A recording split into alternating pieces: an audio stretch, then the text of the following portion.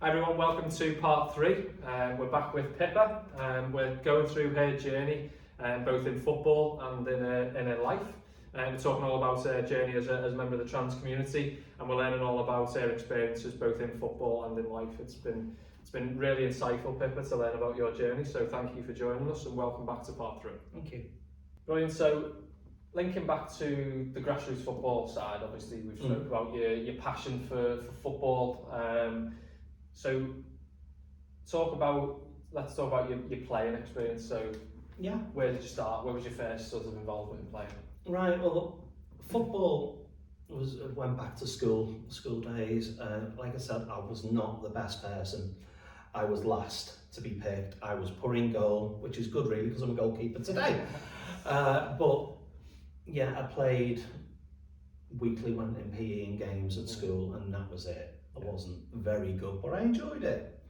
And then I played five-a-side at the weekend for a while, not very often, but again, I enjoyed it. And I think there was not much football playing for me then until I hit the age of about 40. And I found Tranmere Rovers over 40s football. Again, this was men's football back then. And I started playing that and I loved it. And I was playing maybe 3-4 times a week, five-a-side on a bigger pitch, and it was amazing. Absolutely loved it. I was playing football and I was quite good at it. Yeah. I knew how to score a goal. I was back in goal. You tell me. Yeah. But I loved being there, and I loved being with the lads and stuff like that. And it got to the stage, it must have been about the age of 45, and I was playing football at Tranmere and I broke my ankle. I actually fell over and turned my ankle and broke it. And another story, but I wasn't diagnosed with a broken ankle until 6 months later. Oh, gosh. So it wasn't good. But I wanted to get back to football, but there was no way I could run again. I'd given up on running, and Tranmere Rovers, they said to me, so why don't you come to the over 50s walking football? I said, I'm 45, I can't. And he said, you can, because you can't run like you used to. Not that I was a fast runner, I'm not built to run. That's one of them things. So I started playing walking football at Tranmere Rovers, and I was like, oh, I'm enjoying this. This is really good. Yeah. Again, a different bunch of fellas. We had a great time, and also I was at the holiday park half the week, and I was playing walking football with Denby, and we were playing in tournaments. I was like, I'm loving this. This is great. Walking football is amazing. Everyone winds you up about how easy walking football is. It isn't. No, it's not. It is tough. But I was playing with Tranmere Rovers, I was playing with Denby, and I was starting to love it. But it got to the stage then, as we linked in before, where I got finished up at the holiday park, and I was living in Stoke, and when I came down to play walking football with Tranmere, I was a man. But when I was in Biddulph, I wanted to carry on playing football. And I thought, what do I do? So the first place I went to was Port Vale, and I started there mixed walking football. Really enjoyed it. Again, this was in lockdown, or it was just coming out of lockdown, and I started playing, and I loved it. And then I found Stoke City Mums, and I started playing football with that. It was a bit more faster, it was a bit more running football, but I was accepted. I was like, wow, I'm playing football here and I'm enjoying it. People are accepting me for who I am. And then I had to make that big decision then. It's like, this is unfair. I can't play women's football one day and men's football with Tranmere Rovers another day. I have to make that decision. What do I do? So it was that stage when I spoke to Tranmere and said, I'm going to have to stop. And he said, why? I said, I'm transgender. I'm a woman. And the faces, it's like open mouth. Like, no, you're not. Yes, I am. I live full time as a woman. Can't you tell by the earrings? And so we did notice that, but we didn't say anything. It's like, okay, so it's one of them things. Thank you. I've really enjoyed being here, but it's not fair that I can play men's football on a Tuesday and then on a Thursday I'm playing women's football. I have to make that decision now on where I want to play, and that is where I need to be. Seems I live up there, that is where I'm going. Yeah. So that was a temporary goodbye to Tranmere Rovers, and started playing football with Stoke City. And again, I think we got into lockdown too then, and nothing was happening. Yeah. So again, I was stuck. There was no football, which again messed around with my mental health, because football was an escape route for me, where I could go out and enjoy myself and play and have a good time. Yeah. And I was stuck on my own. But I was living in Crewe, and I was like, yeah, I'm happy playing with Stoke, but I need to do something else. I need something local. And that was the time when I found Crewe FC. Yeah. I just found it by accident on Facebook, and I thought, this is proper football. This is like, do I do it or not? I think I was only just right at the beginning of my hormone journey. So again, I was like so wary and scared on going to this place for the first time. Turned up on the Friday night, and it was just like pitches full of women and girls. It's like, oh, how am I going to fit in this? I was so scared turning up for the first time. I was totally accepted. Everywhere I've played, I've been totally accepted. So I turned up, and I was like, yes, I'm enjoying this. Yeah. All the girls there are absolutely amazing, and they have helped me in their own way to where I am today. And I was really enjoying my football, but I was now running. I was like, gone past the walking football now. It's like, yes, I'm running, I can do it. But again, like I said, I'm not built to run. So I was like, I'm going in goal.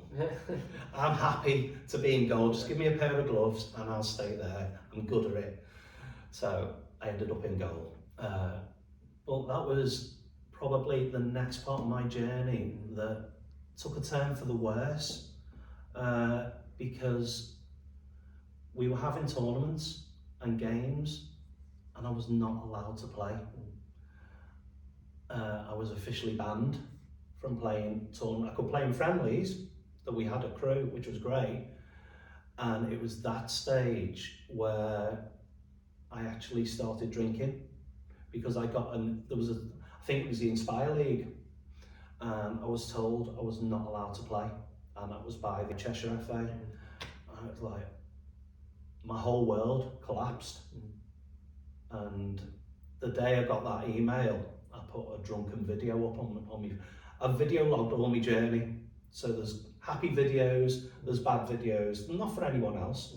I can look at them 20 years down the line and see where I was. But it was that time then, again, I had no support of anybody, and I started drinking, and I actually started self-harming, all from this email. And again, it was the same with the Cheshire FA. We're here to support you, but what are you going to do? Nothing happened. I feel like I'm going to cry now, because it was such a bad time. When I say self-harming, I was good with my fists, and I was punching walls. I was punching myself, and I hated every part of my body. I hated me, I hated everything. I just didn't want to be me anymore. I was like, this is too hard. Pete should come back, then I won't have any problems. And I think it was more of, again, the mental health issue, where I feel I've had some sort of PTSD, where it's like, I've been battling, my male self has been trying to battle and win, but it's fighting a battle that it would never win.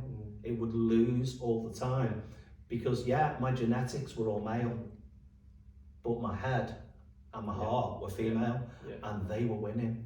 And it shows the impact of football as well. So you love your football.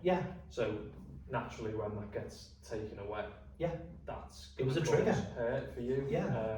And we've obviously spoke about this outside of this setting, and how moving forward we can be much more supportive, and certainly us as a team at Cheshire FA are keen to do that, and part of the reason for doing this bit really is to gain your experiences and put right the areas that we need to correct.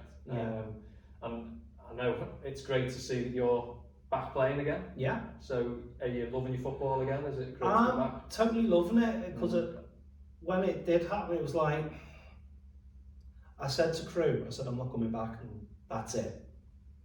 And it was like, I think I didn't turn up for about a month. I was like, I just couldn't do it anymore. I couldn't face people. I felt a fraud. I thought, if I've been banned, then I'm not a woman, I'm a man. I've been told officially that that's who I am. And it really hurt me. It hurt me big time. I've never felt pain like that since. But it was like, I've been on my hormones for so many months. I've got the blood test results. Why aren't people testing them? I can prove, I can pass the hormone levels, but no one at the FA would test them. And it was like, it was getting me so angry. It was like, what do I do? I can't play. Help me. And again, there was no help. There was no help off anybody. And then eventually they said, oh, okay, we've got someone enrolled that can test them. And as soon as they were tested, I could play. Everything was fine. I thought, why couldn't you have done that months ago? Why did it take messing up somebody's mental health? Just one person. Why did you do that? Why did they do that? It's like they didn't do it on purpose, but they purposely hurt somebody, if you get what I mean, inadvertently. If I'd have been a weaker person, I could have done anything. Luckily, I punched a wall and punched myself. What happens if I'd have done something worse? No one would have known why. They just said, oh, it's just another transgender person that couldn't cope. No, there was only one thing that set that trigger off, and that was being banned from playing the sport that I love. I'll never be professional, never will. I'm over 50, but I love it. And that's where we need help, where people can understand what we're going through. Don't just send an email and hide behind policies. It's just like, offer the help. The human conversation is the word. Yeah, not an email. Not a letter. Not a policy booklet. Let us help you. Right, so I think, Pippa, one of the things we've picked up certainly in our conversations has been around the importance of clubs providing an environment that's supportive and open and transparent, and people have got signposts to be able to go to for support. And also the importance of education and people upskilling themselves and learning from people like yourself and people who've been through that journey. And there are obviously lots of CPD opportunities out there for people where they can learn and do some reading online about your story and things like that. How do you feel moving forward we can best support members of the trans community?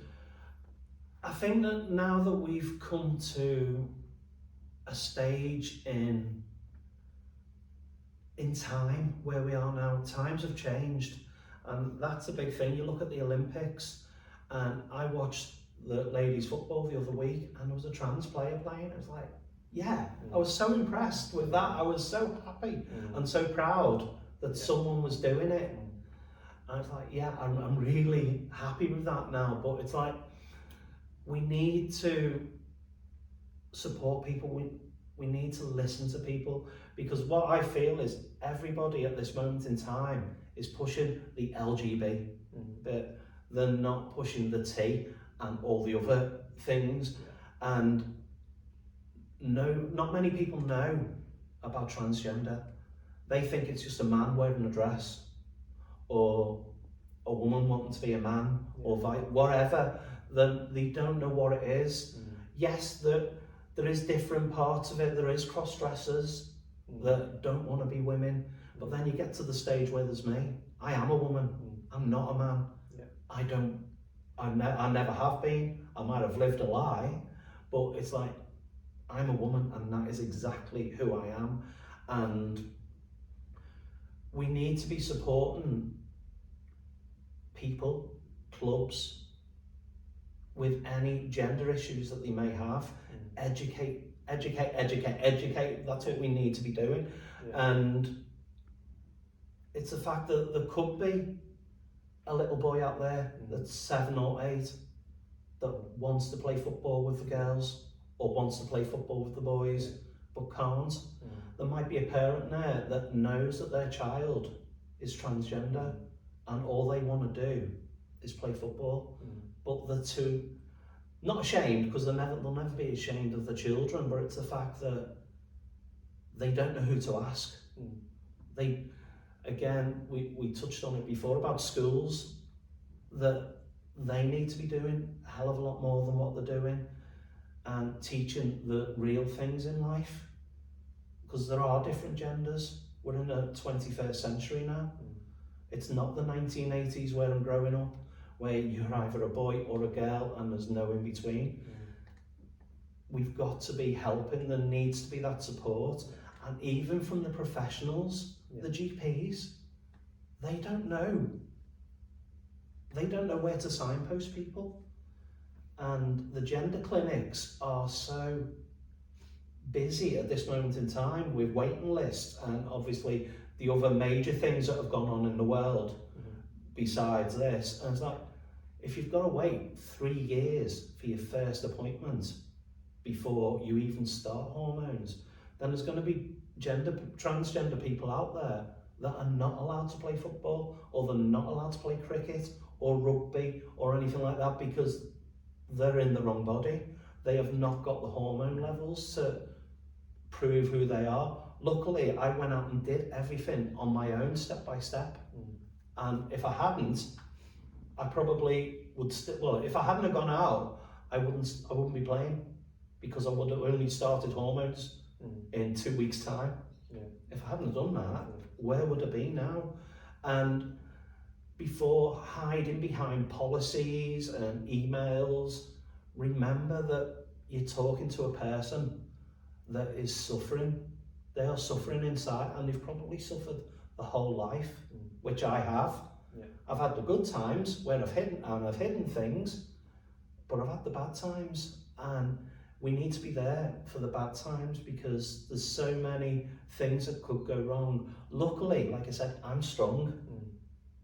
If I wasn't strong, I wouldn't be here today. I really wouldn't be. Things would have ended a long time ago. But luckily I've got family, they were there for me and stuff like that. But it's just that one little thing, that one little blip that could turn somebody's life upside down. And football, people might say, is not important, but it is, because it was that one blip in the football journey that tipped me over the edge. Football's got such a powerful effect on society, and you only have to go out on a Saturday afternoon onto a grassroots park and see all the games that are going on, and the smiles on people's faces. And I think what we want to achieve through, they're on our values there, that's right behind you, around inclusive, progressive and respectful, is that we want everybody to feel part of our football community. And mistakes have been made by footballing authorities, including Cheshire FA. I think what we want to do is say that we want to work with yourself, we want to work with our communities, and we want to make sure that football is inclusive for everybody moving forward. It's already working with the Inspire League. The Inspire League is absolutely amazing. Now that I've started playing, I'm loving it, and do you know what? I've not had one bad remark off anybody. I'm totally accepted, and I love playing that once a month. And it's just a leisure thing. It's just all girls having a really good time, having a laugh. It's banter, and we love it. And I am so accepted, and that's the way it needs to be. The fact that I have got to this part of my football journey is I'm proud of it, because I've done it myself. I've got this far, and I've won. I've beat people to get to where I am, to be able to play. And it's like, it's another one of my little tick boxes that I've been going on about all the way through. And now it's getting to the stage where I'm hitting the big tick boxes, the ones I'm getting worried about, the ones that I can see was like, oh no, am I really going to have an operation? The amount of people that say, no, don't do it. It's like, yeah, I'm going to do it. It's on my list and it's going to happen. But it's like, oh my God, that is on its way. So it's like, all about the tick boxes that I've done in the past and like the tick boxes that are yet to come, and it's like, oh no. It's been an incredible journey, Pippa, and on behalf of everyone at Cheshire FA, thanks so much for sharing that with us. I think it's a great way to finish on such a high, that you're back playing, you're loving your football, you've got some incredible steps still to come on your journey, and please keep us posted on how that journey goes, because we'd love to be a part of it. This won't be the end of our work with you, Pippa. I think it'd be great to glean your advice and your expertise on how we can best support the trans community moving forward. So thank you so much. Thank you for watching. Thank you for your time, Pippa, and we'll see you very soon. Thank you.